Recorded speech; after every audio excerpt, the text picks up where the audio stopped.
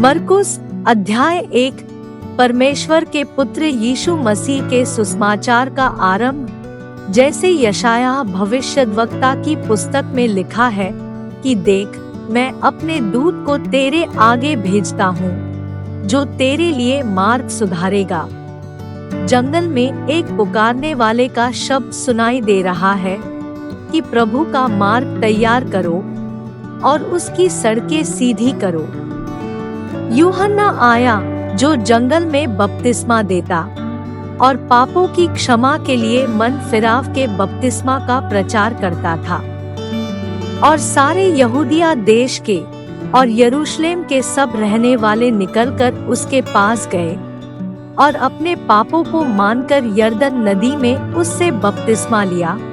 यूहन्ना ऊंट के रोम का वस्त्र पहने और अपनी कमर में चमड़े का पटुका बांधे रहता था और टिड्डियां और वन मधु खाया करता था और यह प्रचार करता था कि मेरे बाद वह आने वाला है, जो मुझसे शक्तिमान है।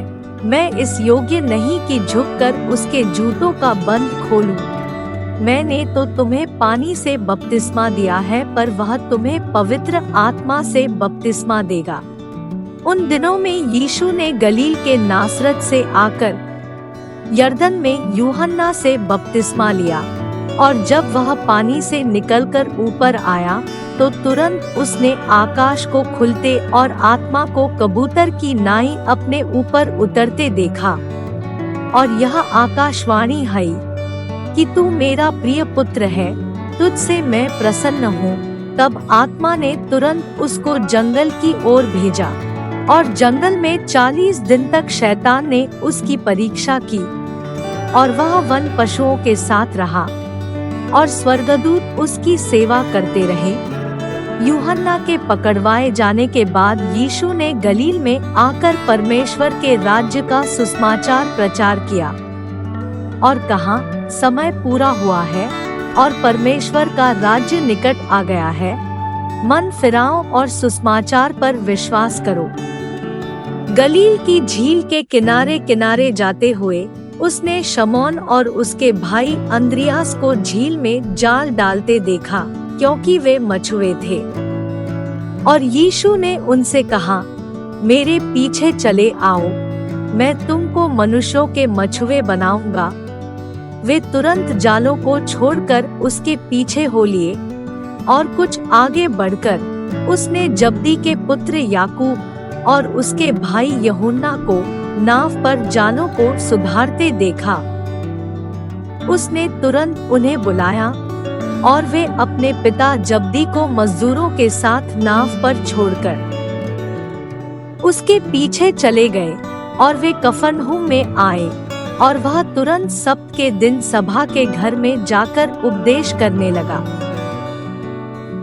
और लोग उसके उपदेश से चकित हुए, क्योंकि वह उन्हें शास्त्रियों की नाई नहीं परंतु अधिकारी की नाई उपदेश देता था।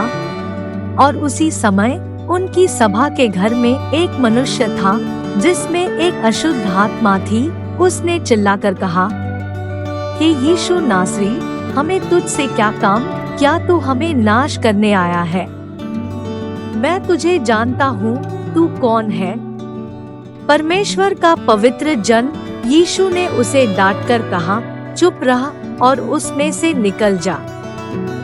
तब अशुद्ध आत्मा उसको मरोड़कर और बड़े शब्द से चिल्लाकर उसमें से निकल गई। इस पर सब लोग आश्चर्य करते हुए आपस में वाद विवाद करने लगे कि यह क्या बात है, यह तो कोई नया उपदेश है। वह अधिकार के साथ अशुद्ध आत्माओं को भी आज्ञा देता है, और वे उसकी आज्ञा मानती है। सो उसका नाम तुरंत गलील के आसपास के सारे देश में हर जगह फैल गया। और वह तुरंत आराधनालय में से निकलकर याकूब और यूहन्ना के साथ शमौन और अंद्रियास के घर आया। और शमौन की सास ज्वर से पीड़ित थी, और उन्होंने तुरंत उसके विषय में उससे कहा। तब उसने पास जाकर उसका हाथ पकड़ के उसे उठाया, और उसका ज्वर उस पर से उतर गया, और वह उनकी सेवा ठल करने लगी। संध्या के समय जब सूर्य डूब गया तो लोग सब बीमारों को और उन्हें जिनमें दुष्टात्माएं थी उसके पास लाए और सारा नगर द्वार पर इकट्ठा हुआ।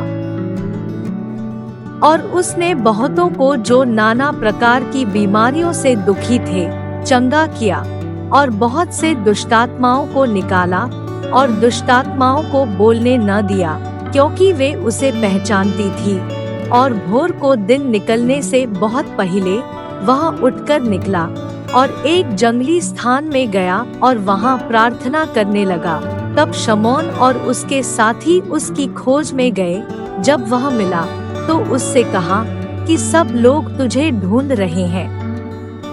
उसने उनसे कहा, आओ हम और कहीं आसपास की बस्तियों में जाएं कि मैं वहां भी प्रचार करूं, क्योंकि मैं इसीलिए निकला हूं। सो वह सारे गलील में उनकी सभाओं में जा जाकर प्रचार करता और दुष्टात्माओं को निकालता रहा।